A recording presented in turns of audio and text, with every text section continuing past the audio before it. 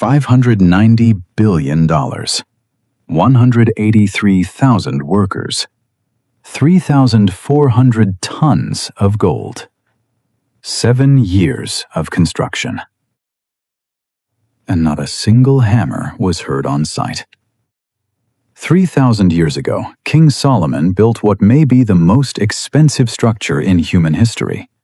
More costly than the International Space Station, more valuable than the world's tallest skyscrapers combined. A building so drenched in gold that sunlight reflecting off its walls could blind you from a mile away. But here's what they don't tell you in Sunday school. This project nearly bankrupted his kingdom.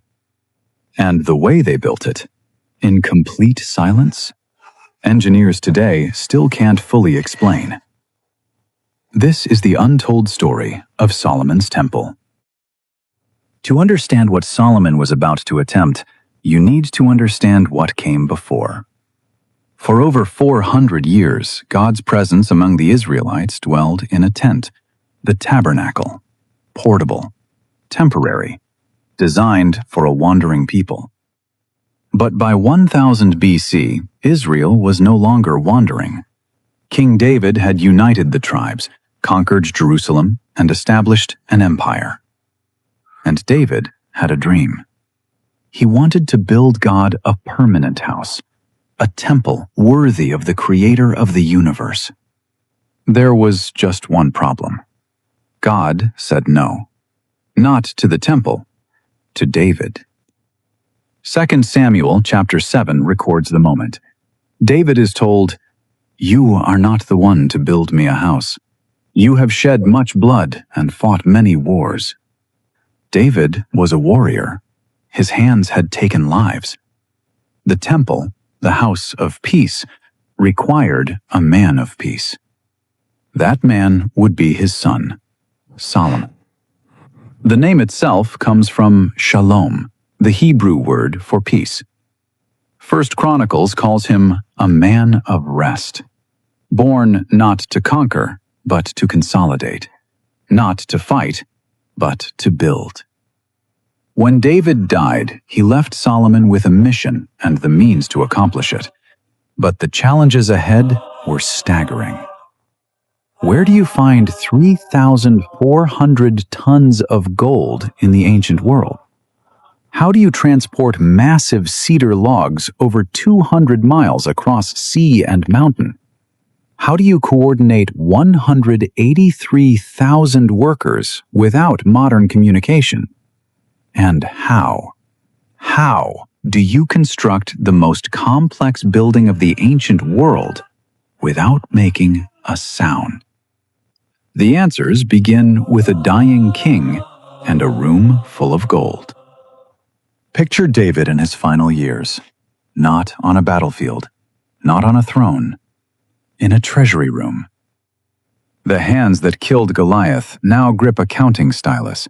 The eyes that once scanned enemy formations now trace columns of inventory scrolls. Talent by talent, shekel by shekel, every ounce accounted for. What most people don't realize is that David spent decades preparing for a building he would never see completed. 1 Chronicles chapter 22 reveals the scale of his obsession. From the national treasury, built from war spoils, conquered tribute, and international trade, David set aside 100,000 talents of gold and 1,000,000 talents of silver. But that wasn't enough. From his personal fortune, he added another 3,000 talents of gold, specifically Ophir gold, the finest in the ancient world, and 7,000 talents of refined silver. Bronze and iron? The text says they were beyond weighing. Gemstones filled entire storerooms. Onyx, turquoise, marble. Stones whose names we no longer recognize. Now, let's translate these ancient numbers into terms we can grasp. 1 talent equaled approximately 34 kilograms, about 75 pounds. That means the gold reserves alone totaled 3,400 metric tons. At today's gold price of roughly $4,500 per ounce, that's $493 billion. Add the silver, over 34,000 metric tons, and you're looking at another $80 billion. The combined value? Approximately $590 billion in precious metals alone. For perspective, the International Space Station, humanity's most expensive construction project, cost $150 billion. The Abraj al-Bait clock tower in Mecca, the world's most expensive building, cost $16 billion. Solomon's temple had nearly 40 times that budget. In raw materials, before a single worker was paid. David knew he wouldn't live to see it finished. 1 Chronicles 29 records his final address to the nation, an old man handing over his life's work to his son. "I have taken great pains," he said, "to provide for the temple of the Lord." Great pains. Decades of accumulation. Every conquered kingdom, every tribute payment, every trade negotiation, all flowing toward a single purpose. But $590 billion in gold doesn't build itself. Solomon had inherited the fortune. What he didn't have was the raw materials, the expertise, the trees. For that, he needed to make a deal with the most powerful merchant king in the ancient world. Israel had a problem. Gold they had in abundance, silver overflowed the treasury. But Israel was an agricultural nation. Farmers, shepherds, vintners. They had no timber industry, no master craftsmen, no experience building monumental structures. And for a project of this scale, Solomon needed one material above all others: cedar. Cedar of Lebanon. The premium construction wood of the ancient world, rot-resistant, aromatic, massive in size. Some trees grew over 100 feet tall, with trunks wider than a chariot. It was the steel beam of antiquity, and it grew only in one place, the mountains of Phoenicia, modern-day Lebanon, over 200 miles north of Jerusalem, in territory controlled by King Hiram of Tyre. Tyre was the ancient world's maritime superpower. Phoenician ships dominated Mediterranean trade routes. Their craftsmen were legendary, and Hiram had already supplied cedar to David years earlier. So Solomon sent a message. 1 Kings chapter 5 preserves the diplomatic letter. "You know my father David could not build a temple," Solomon wrote, "because of the wars waged against him from all sides. But now the Lord my God has given me rest. I intend to build." Hiram agreed. But this wasn't charity. This was business. The deal. Israel would provide annual payments of 20,000 cores of wheat, roughly 4,400 tons of grain, plus 20,000 baths of pressed olive oil, around 440,000 liters, every year for 20 years. In exchange, Tyre would supply unlimited cedar and cypress timber, gold supplements, and, most importantly, skilled craftsmen led by a master artisan named Huram Abi, a man of mixed heritage, Israelite mother and Tyrian father, skilled in bronze, gold, silver, iron, stone, wood, and fabric. But getting the materials was only half the challenge. Moving them was the real engineering feat. Feel the salt spray as you stand at Joppa Harbor. Massive cedar rafts, some logs weighing several tons, drift in from the north, floated down the Mediterranean coast. Now turn inland. See those hills shimmering in the heat? Jerusalem sits up there, 800 meters higher, 60 kilometers of rocky, climbing terrain, and every single log had to make that journey. No trucks, no trains, no cranes, just rope, sledges, and human muscle. Solomon had the gold, he had the wood, he had the craftsmen, but who would actually do the building? The answer involved 183,000 people. Let that number settle. 183,000. In a nation of perhaps 1 to 2 million total inhabitants, Solomon conscripted nearly 10% of the entire population for this single project. In modern American terms, that would be like mobilizing 33 million people to build one structure. 1 Kings chapter 5 provides the organizational chart, and it reveals something uncomfortable. The workforce was divided into rigid tiers, and not everyone was treated equally. At the top, 30,000 Israelites assigned to logging operations in Lebanon. These men worked in rotating shifts, 10,000 at a time, 1 month in the mountains, 2 months home with their families. Demanding work, yes, but sustainable. Humane, even. Below them, 80,000 stonecutters and 70,000 carriers. 150,000 people assigned to the most brutal labor, quarrying rock and hauling it up mountainous terrain. These were not Israelites, they were foreigners, descendants of Canaanite peoples conquered generations earlier. And for them, there was no rotation, no 2 months at home, just endless work under permanent conscription. The Hebrew term is mas, corvée labor, forced service to the state. The Bible records it without editorial comment, but the math is unavoidable. Solomon's temple, the house of the God who liberated Israel from Egyptian slavery, was built substantially by slave labor. Overseeing this vast operation was a man named Adoniram, minister of forced labor. It was not a position that won friends. Years later, after Solomon's death, when the northern tribes demanded relief from the heavy yoke, they demonstrated their rage by stoning Adoniram to death in the street. But there's one more figure in this story worth noting: a young official named Jeroboam, assigned to supervise labor gangs. He saw the system from the inside, the exhaustion, the resentment, the injustice. After Solomon's death, Jeroboam would lead those same northern tribes in rebellion. Their rallying cry, preserved in 1 Kings chapter 12, "Your father made our yoke heavy. Lighten it."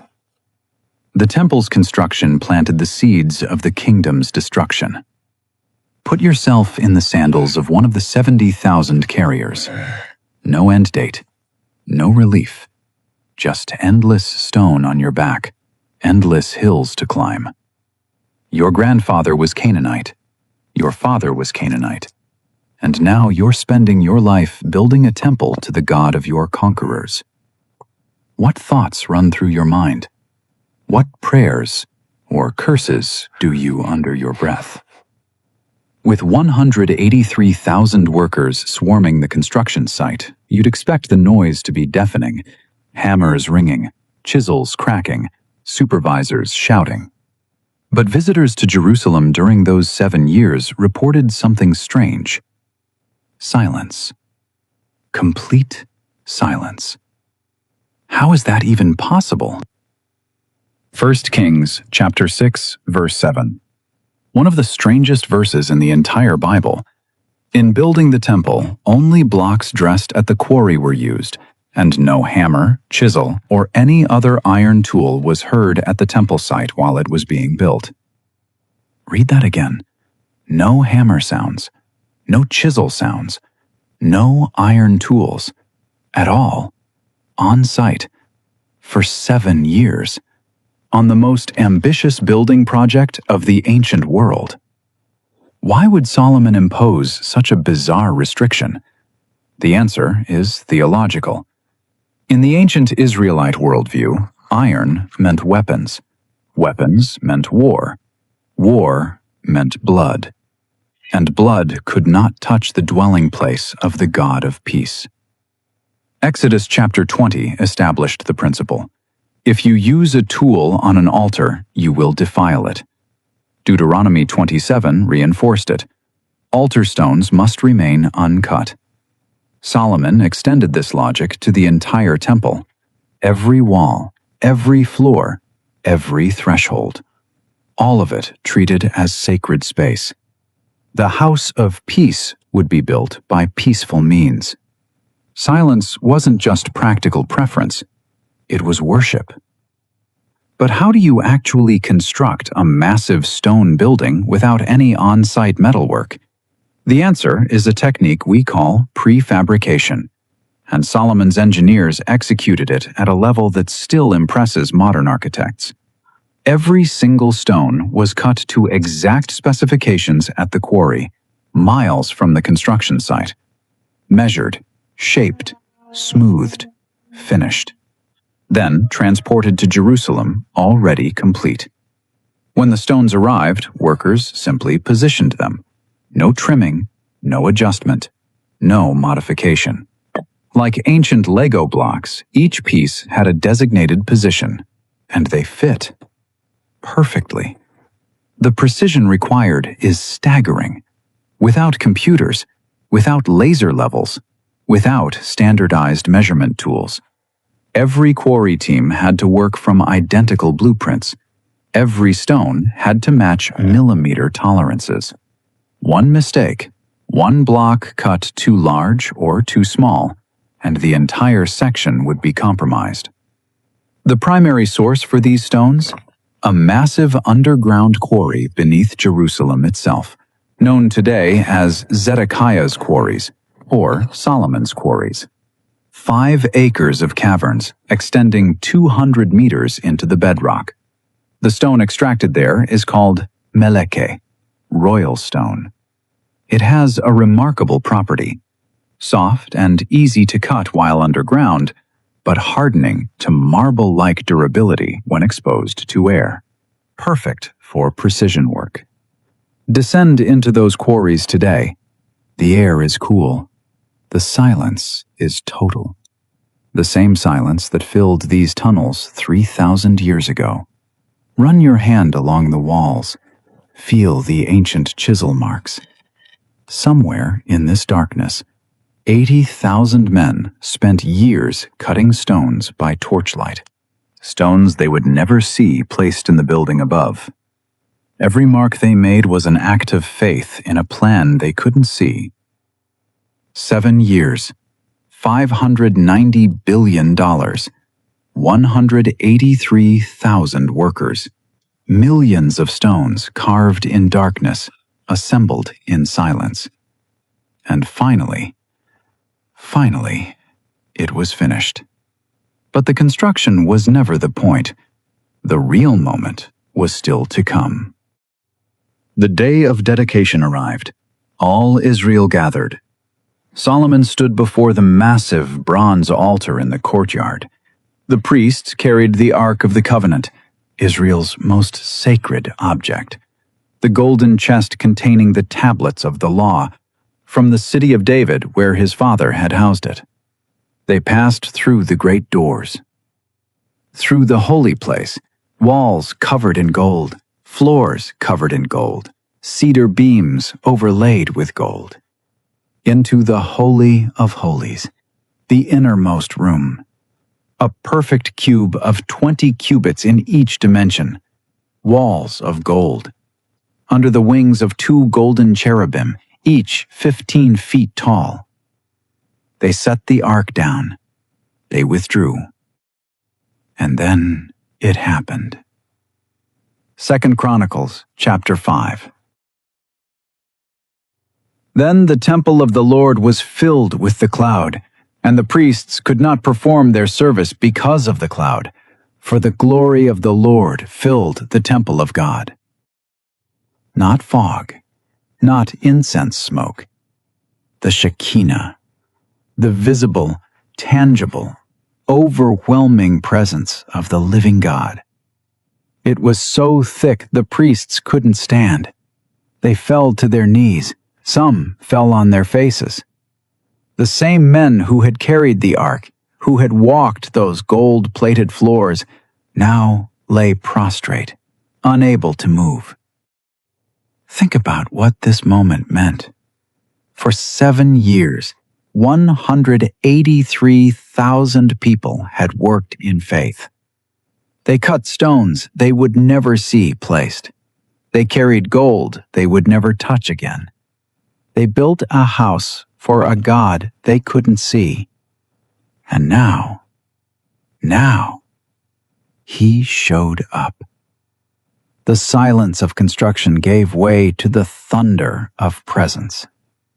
Every sacrifice validated, every drop of sweat redeemed, every talent of gold justified. God moved in. Solomon, on his knees, prayed words recorded in 1 Kings chapter 8. But will God really dwell on earth? The heavens, even the highest heaven, cannot contain you. How much less this temple I have built? The heavens cannot contain him, and yet he came anyway. Solomon's temple was not just gold and cedar. It was faith made visible. 183,000 people building something they believed God would inhabit. And he did. But the story doesn't end with glory. The debt Solomon accumulated forced him to give 20 cities to King Hiram as payment. Hiram inspected them and called them Kabul, worthless. Kabul. The forced labor Solomon imposed created resentment that split the kingdom within one generation. The most expensive building in history came with a price beyond gold. What Solomon built in 7 years stood for 373 years, until Babylon burned it to ashes. But the question it asked still echoes across millennia. What are you building that will outlast you? If you could ask King Solomon one question about this project, what would it be? Drop it in the comments.